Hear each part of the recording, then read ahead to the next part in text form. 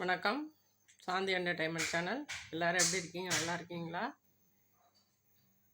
இன்றைய தலைப்பு, எல்லோருக்கும் வாழ்க்கை நன்றாக அமைவதில்லை. வாழ்க்கைங்கிறது ஒரு பாடம். அந்த பாடத்தை நம்ம முன்னாடியே படிச்சுட்டு வாழ முடியாதுங்க. வாழும்போது தான் அந்த பாடத்தினுடைய ஒரு பக்கங்களும் ஒவ்வொரு நாளும் ஒரு பக்கங்களாக நம்ம லைஃப் ஃபுல்லாக படிக்கிற மாதிரி வரும். ஒரு அனுபவத்தை தரும். இதுலேருந்து நம்ம பாஸ் பண்ணியோ அவார்டோ எதுவும் கொடுக்க மாட்டாங்க. என்ன தான் நீங்கள் நல்லவங்களாக இருந்தாலும் வாழ்க்கை பாடத்துலேருந்து பாஸ் பண்ணவும் முடியாது. புது அனுபவத்தை தான் ஒவ்வொரு நாளும் ஒவ்வொரு புது அனுபவத்தை தரும்.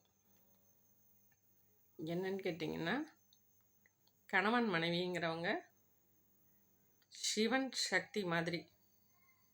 எப்படி திருவிளையாடல்ல சக்தி பாதி சிவன் பாதின்னு கடைசியில் சொல்கிறாரோ அதே போல தாங்க. சிவன் சக்தி மாதிரி ரெண்டு பேரும் சமமாக எல்லாத்துலேயுமே இன்ப துன்பங்கள் கஷ்ட நஷ்டங்கள்,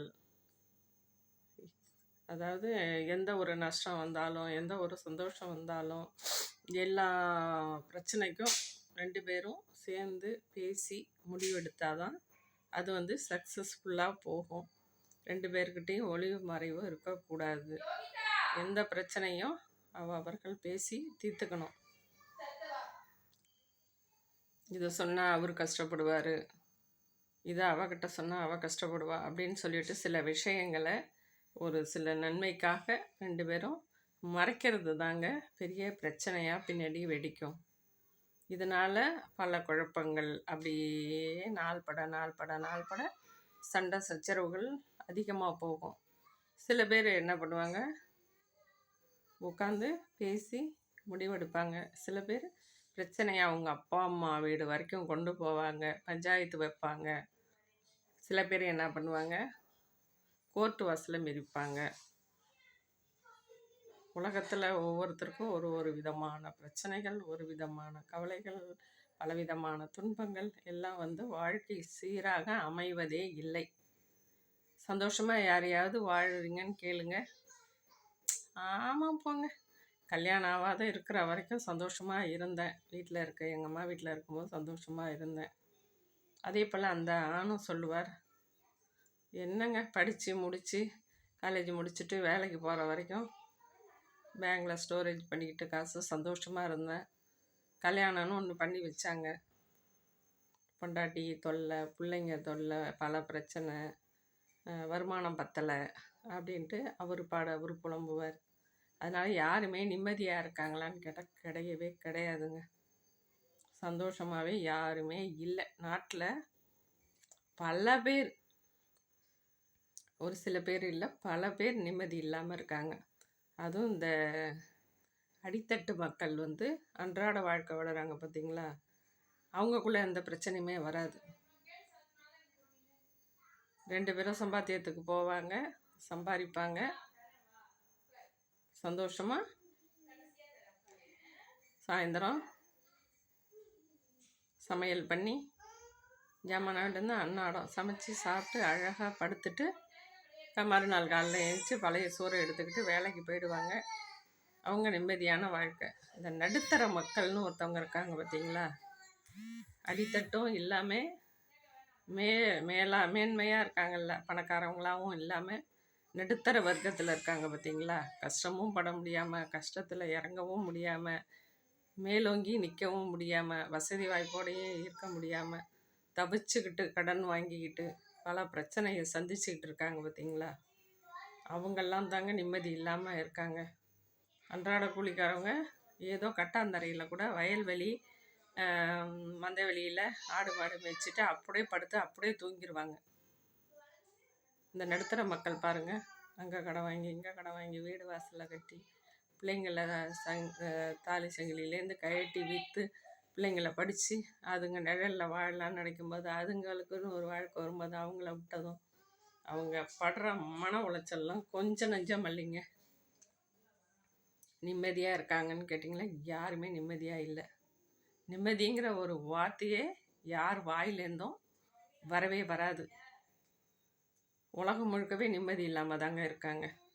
சில பேர் தானாக தேடிக்கிறாங்க, சில பேர் தேடி வச்ச வாழ்க்கை நிம்மதி இல்லாமல் இருக்குது. அதனால் இப்படி இருந்தால் நல்லா இருக்குமோ, அப்படி இருந்தால் நல்லா இருக்குமோ, நாம் பார்த்து வச்சோம்னா நிம்மதியாக இருந்திருக்கலாமோ, அதுவாக தேடிக்கிட்டதுனால அது இவ்வளோ கஷ்டப்படுதோ அப்படிங்கிற உபகதையெல்லாம் நம்ம சொல்லவே முடியாதுங்க.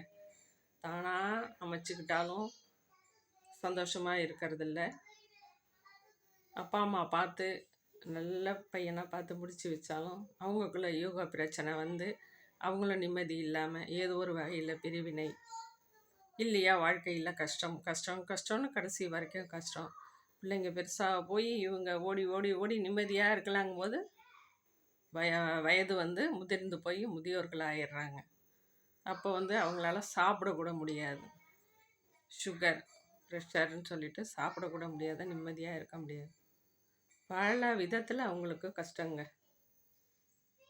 அதனால் யாரையுமே நிம்மதியாக இருக்காங்கன்னு நினச்சிட்டு மேல் தோற்றத்தை பார்த்து நிம்மதியாக இருக்காங்கன்னு நம்ம மேம்போக்காக நினச்சிட்டு போவோம். அவங்கள்ட்ட உட்காந்து ஒரு 10 நிமிஷம் அவங்களுடைய லைஃப் ஸ்டோரியை கேளுங்களேன். கேட்டால் தான் தெரியும் உங்களுக்கு, பரவாயில்லையே நம்ம லைஃப் ஸ்டோரியை விட அவங்களுக்கு ரொம்ப மோசமாக இருக்குது, அதுக்கு நம்ம ஏதாவது ஐடியா கொடுக்கலாமேன்னு சொல்லிட்டு நம்ம ஐடியா கொடுப்போம். அந்த ஐடியாவையும் அவங்க யோசித்து பார்த்துட்டு அவங்களாம் ஒரு முடிவு எடுக்கணும். பல பேர் ஐடியா சொன்னாலும் யார் ஐடியாவும் நம்ம கேட்கக்கூடாது. உங்களுடைய மைண்டுக்கு என்ன தோணுதோ அதை தான் நீங்கள் செய்யணும். ஏன்னா உங்கள்கிட்ட தான் அந்த பொருளாதாரம், பணம், என்ன பற்றாக்குறை அப்படிங்கிறதெல்லாம் உங்களுடைய ஃபேமிலி மேட்ரு உங்களுக்கு தான் தெரியும். வந்து பேசுகிறவங்க ஆளுக்கு ஒரு கதை, ஆளுக்கு ஒரு பழமொழி, ஆளுக்கு ஒரு ஐடியா சொல்லிட்டு போவாங்க. எந்த ஐடியாவையும் நீங்கள் கேட்கக்கூடாது. உங்களுடைய லைஃப்பை நீங்கள் தான் பார்க்கணும். சந்தோஷம் உங்ககிட்ட தான் இருக்குது. அதை தொலைச்சிட்டு நிற்காதீங்க, ஈகோ பார்க்காதீங்க. ஹஸ்பண்ட் ஒய்ஃபுக்குள்ளே ஒளிவு மறைவு இல்லாமல் வாழுங்க. சந்தோஷமான வாழ்க்கை. மனிதர் வந்து ஒரு பிறவி தான் மனித பிறவி. அடுத்த பிறவியில் நம்ம என்னவா பிறக்கிறோமோ தெரியாது. ஆடா மாடா பள்ளியா பாம்பா எந்த உருவத்தில் பிறக்கிறோன்னு தெரியாது. மனித வாழ்க்கை ஒரு நடதாங்க.